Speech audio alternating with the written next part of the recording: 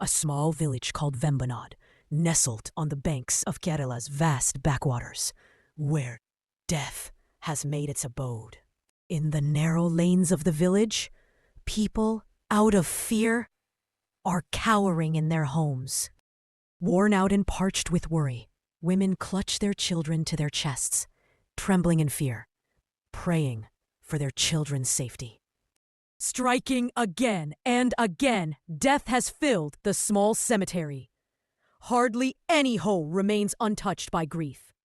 Men whisper about it with fear and wonder.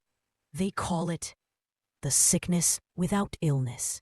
This black, formless, unspoken terror always came at night.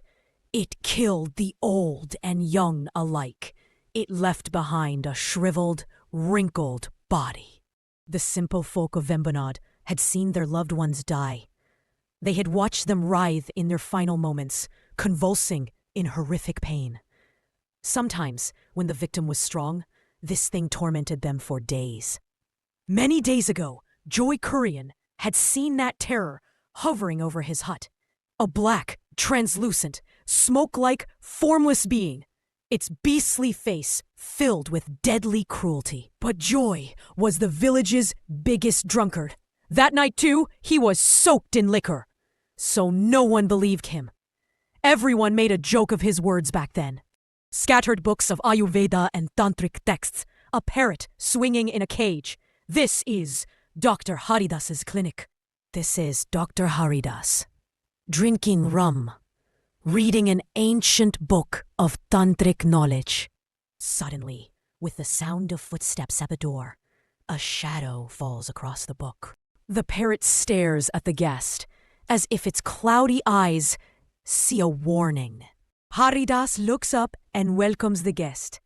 "Come in, master. Welcome to Haridas's humble abode." Sliding the cup across the table, he growled, "Kerala's finest rum. Drink it." But schoolmaster Nithin refuses. "No wonder! You turned down my drinking invitation," Haridas laughs. "The only one in the village who doesn't touch liquor. My friend, now tell me your trouble. Lighten the burden on your heart." Nithin explains. Elsa Thomas fell ill today. Her illness is just like the others. For a moment, silence descends.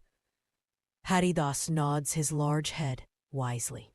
Then he retreats into the shell of his professional restraint. "I've already seen her," he finally says.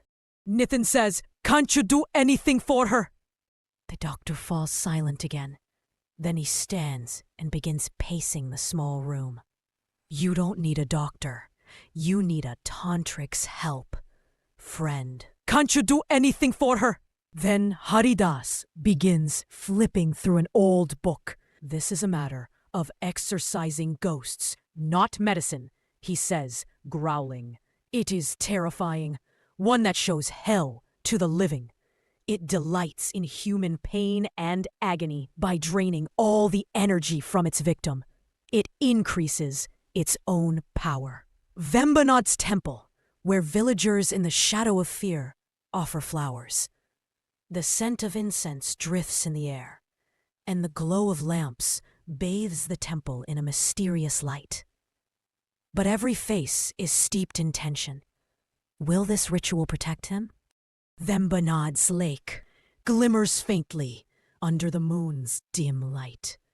From afar echoes a whisper.